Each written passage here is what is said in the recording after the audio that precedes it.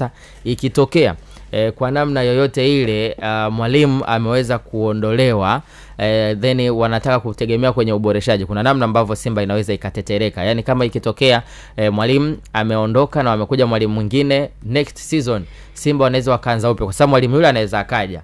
Huyu tumeona Mavambo hampi nafasi, yule akatamani kumpa nafasi ya Mavambo, then akaopti labda kumweka chini mchezaji mwingine, which is timu itaanza tena upya kuanza kujitafuta na kujitengeneza, na hapo watarudi nyuma kwenye kile ambacho walikifanya msimu uliopita, ukashangaa kwenye msimu unaofuata wanashindwa kukifanya. Kwa hiyo ili Simba kuweza kuwa bora, kitu cha kwanza inabidi wahakikishe kwamba wana retain bench la ufundi ambalo kwa namna moja ama nyingine wamefahamiana na tayari kuna kitu ambacho wameshakitengeneza. Baada ya hapo kuboresha mahitaji kadha wa kadha kulingana na mahitaji ya mwalimu. Yeye mwalimu atahitaji nini, ni wapi aweze kubadilika.